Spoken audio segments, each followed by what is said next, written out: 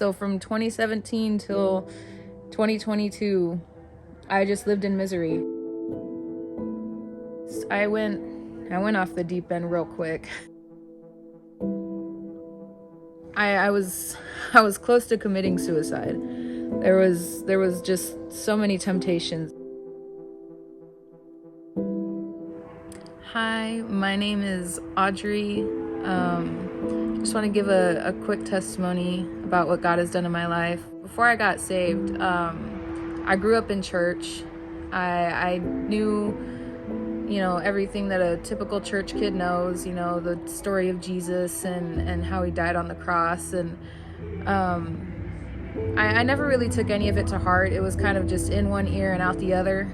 I really just didn't care for it. It was, it didn't mean anything to me. It was just something that I had to do because my parents went to church and I had to go with them because I didn't have any choice until I turned 18. And when I turned 18, I said, "Later for you, God. I don't want nothing to do with you." So I went out and did my own thing. I threw myself into work and friends and parties, and I went off the deep end real quick. I got really heavy into alcohol. To the point where I couldn't live without it. I needed, after every shift, I needed something. I needed some kind of something to help me not feel the guilt and the shame for leaving the church, for turning my back to God.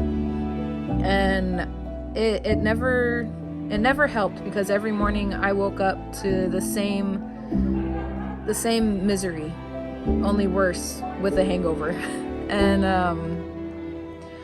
so but it never occurred to me to, go back to church and say, "You know what, God, I'm sorry, forgive me." I never thought about it. To me, it was just, you're too far gone and God can't help you now. You're an alcoholic. You can't live without this. And so this is just what you have to live with now. And I let that go on for, let's see. I got saved a year ago. So from 2017 till 2022, I just lived in misery. And I ended up living with a boyfriend of mine.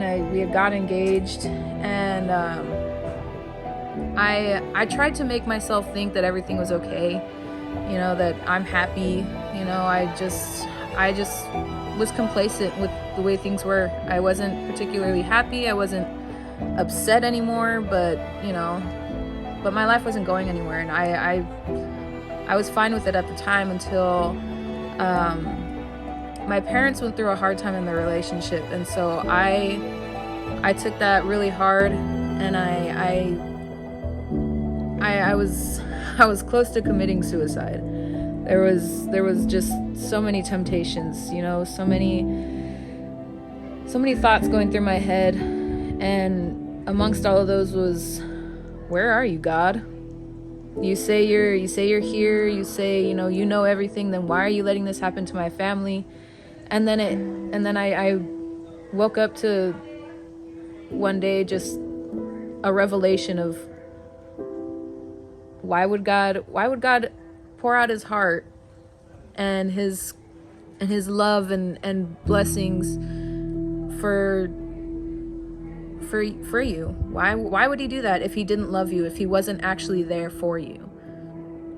And it hit me like a train, really, because after that day, that was all I thought about, was giving my life back to God. But I didn't know how. I didn't know where to start. I didn't know how to get me out of my head. And then one day I said, "God, if you can get me out of here, if you can get me out of this situation I've got myself into, I'll live for you." And so I ended up with my fiance at the time, had this group of friends that he took trips with every now and then. And so it just so happened that his friends were going to take a trip down to San Antonio. And that's where my grandpa, who is my pastor, has his church. So I was like, yeah, let's go have fun, and I'll say hi to my grandparents, totally cool. Didn't dawn on me that God was making a way out for me until I actually got to San Antonio. And on Tuesday, I met with my grandparents, and I made this statement of, I wish I could stay here. And they asked the question, well, why don't you?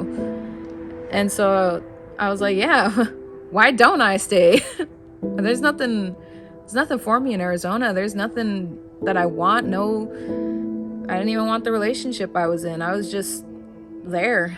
So I made the decision that week I was gonna break up with my boyfriend, as harsh as it was, and serve God. So that's what I did. That Friday I broke up with him, went to my grandparents' house, and I started questioning. I was like, oh my gosh, did I do the right thing? Am I stupid? Did I just throw away my only chance at getting married? And all these doubts are running through my head. And then that Saturday we went to an outreach at a park, Woodlawn Park, and they were showing a movie. It wasn't a great movie. I've seen little Christian flicks and whatnot, and it wasn't anything extravagant, but I felt God touch my heart, and he was saying, this is your chance to turn it around. This is your chance to follow through on what you said to me. I've done my part and got you out of the situation that you wanted out of. Now it's your turn. And so I answered the altar call. I gave my life to Jesus on May 14th, 2022. And I have done my ever-loving best to keep living for God, and I will do my best until I die or the rapture happens. And since then, my sense of life has come back. I no longer have such dark, suicidal thoughts. I don't hate everyone and their mothers for no reason, which I did before. I don't have such hatred in my heart for everything. I didn't have any kind of love for life or anything other than, actually not even myself. And now I've reached a point where I found it easier to love me and other people. It hasn't been a jolly good time all the time, but it's definitely been worth the change, worth giving my life to Jesus Christ. Because without him, I know that I would have gone back to Arizona, and I probably would have followed through with suicide. I would have killed myself because of my misery. And Jesus Christ has been the only one that has stuck with me through thick and thin, even before I was saved. And it's just it's been crazy to see the change in just little things. In my prayer life, I never prayed unless it was, God, please don't let me be pregnant, which I'm sure a lot of people have.